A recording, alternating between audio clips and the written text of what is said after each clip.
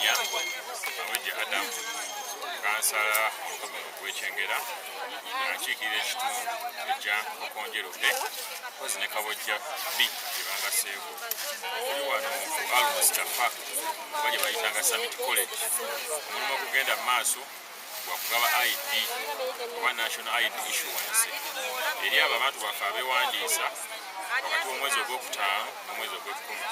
So abantu baffe bajjumbidde omulanga baguwulidde era bazze mu bungi. Gwe nno naawe ali eyo Nakyengera Town Council nga tonnaba kufuna ndagamuntu yo nga wazza bujja jangu wano Al Mustafa babeere nga bakuwa endagamuntu yo. Jangu n'endagamuntu enkadde oba jangu n'ebbaluwa ya poliisi oba kalisiiti ke baakuwa obeere nga ofuna endagamuntu yo empya. Batugambye nti endagamuntu ezaakomyewo be babeewandiisa wakati w'ogwokutaano n'omwezi ogw'ekkumi kiwaddiiro endagamuntu zammwe weziri.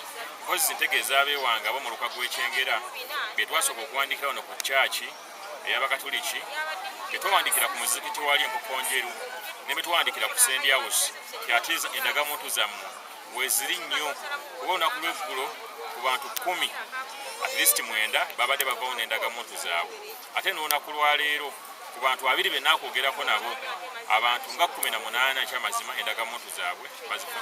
So mbakubiriza munoone endagamuntu zammwe mubeere bannayuganda ab'obuvunaanyizibwa. Mpozi ak'enjawulo batugambye nti endagamuntu eno weekubulako jasasula emitwalo 2 gavumenti yakuyambye n'ejjukuwa ku bwereere kati onaagisuula ojasasula emitwalo 2 si mitwalo 5 oba obadde okola ku nkadde. Byonna byonna byogeddwa kansala wammwe Mawejje Adam era nga mbakunga mujje mwenna ebyala 53 ebikola ekkombola y'ensangi olugoma Kyengera Town Council tukuŋŋaanidde wano embeera nga bw'ogiraba. Mwebale nnyo mwebalire. Kusoomoozebwa ki kwe walabyeko? Of course okusoomoozebwa okuliwo era kwa big numbers, big turn up. Usually abantu baffe ekintu nga kyakajja bajja mu bungi nga bwe twalaba nga process enetandika exercise enetandika nti abantu bayika mu bungi numbers zali nyingi era ne numbers wano mu issuance bazze nga bangi nekimbakakasa line etambula wadde kasoobo naye etambula cause at the end of the day abantu bonna bali registerings bakole bukozi challenge tubadde tulinamu ya machine ezigaba kaadi nga ntono naye olunaku lwaleero batwongedde machine tulaba nga omuwendo gw'abantu abali wano gonna gukolebwako era mbakakasa olunaku lwe lunaazibira oba ebbanga lye batuwadde kuba nayogeddeko ne in charge nagamba ekyamazima omwezi guno gwonna gwa Novemba tugenda kubeera wano nga tugabira abantu kaadi. Omuluka gw'Ekyengera twafunye omukisa nti ssente egaba endagamuntu egenda kubeera wano omwezi mulamba. So bannakyengera tukozese omukisa omuntu aleme kuva mu kikajjo omuntu aleme kuva maya ate yafuna endagamuntu nga agifunidde Kyengera ate gwe w'Ekyengera oliyo weetuddeko. So tukozese omukisa guno ebyuma babyongeddeko ebigaba kaadi tewali kulya nguzi wano abantu bali mu mirembe batambulira mu layini nga mubiraba. Nze Nalule Anet Christine kansala atwala Masanda ne Nabaziza ne Wakimese era nga ndi musanyufu olwaleero luno kubanga national IDs zikomyewo mu budde bwe tunaatuukira mu January okulonda nkakasa buli muntu eyeewandiisa ajja kubeera afunye national ID ye. Twebaza Electoral Commission olw'okukola ku kintu kino ng'obudde bukyali abantu baleme kwekwasa era nkakasa n'abakyewandiisa bagende mu maaso okufulumya kaadi zaabwe. Nkubiriza buli muntu eyeewandiisa ajja akime national ID ye kubanga zazze ate nammwe abatannaba kwewandiisa mugende mwewandiise kubanga nkakasa ekitabo kijja kubeerawo ku olwo oba abaana bayati bazifunye nga weewandiisa ojja kujja n'olupapula lw'owandiisizaako era ojja kulonda. Tubeere bangi tusobole okulonda abakulembeze. Neesimbyewo ku Masanda Nabaziza Wakimese ku kaadi ya Kansala Semus Michael kansala akiikirira ekibuga Kyengera Town Council era nga nagatiddwako n'Ekimese. Sooka okwebaza ekitongole kya NIRA okulengerera ewala mu budde obutuufu netuwa kaadi empya entuufu ezitutwala mu nsi empya. Tubeebaza okulengerera ewala era nnyongera okukunga bannakyengera Town Council bannayuganda buli omu okuddukira gyateekeddwa okufuna ennangamuntu.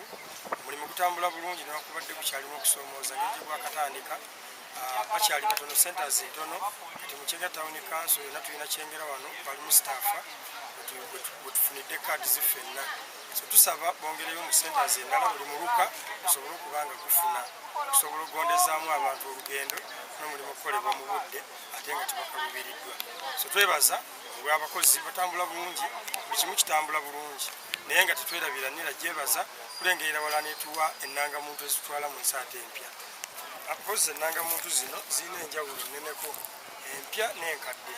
Empya eyina ebintu byolengera nti byanyi kuba ne backcode yaayo esomerawo speed, ate mu nkadde ya bulabe ezimu zisoma ndowooza ezimu tezisoma na kusoma. Ekyokubiri giraba nga omutindo gwayo siruzi ezigiriko ziraba nga zonna za njawulo nnyo mu nkadde ezibaddewo. Ereddwako mu mapu ya Uganda ng'era mulimu n'ekifaananyi kyo ate n'eya Africa. So omutindo mulungi, buli kimu kiri bulungi, katusuubire nti era zigenda kuba nga teziwangaala nga ze tubadde nazo tuzikuumye bulungi ne ziwangaala. Zino katusuubire kuba bazisaddeko amannya kungulu kuba printingidde siga munda, katusuubire nti tegajja kubambukako, zijja kuwangaala nga zino naye nga nnungi, mutindo mulungi, buli kimu kirungi. Omulangira Jjuuko Peter, chairman Kyengera Dairy Market, Boda stage, ndi wano Ekyengera olwaleero nga ndijeyo ennangamuntu yange eno tusobole okwetegekera ebyokulonda mu ggwanga, era tuzifunye olwaleero nga tewali kituwaddeyo bazitooledde bwereere okusinziira ku purogulaamu za gavumenti. Ndi wano Kyengera maze okugifuna era yeeno tewali buzibu bwonna bwe tufunye, tutambudde bulungi nnyo, exercise ewedde bulungi. Chairman bwe mmanyi purogulaamu ya gavumenti bweri, ennangamuntu bw'eba nga yabula ogenda ku poliisi n'ofuna ebbaluwa ya poliisi, then ne bakola replacement n'ogireeta wano n'osobola okubeera nga ofuna ennangamuntu yo. Either bw'obanga olina ennangamuntu enkadde ogireeta n'ogitwala wali mu officers ne bagikebera ddala nebalinga kituufu yeeyo ne bagiwummulamu obutuli awamu n'ofuna empya. Egamba okutwaliza awamu ebintu bibadde birungi. Mu kutwaliza awamu ebintu bibadde bulungi era tutambudde bulungi.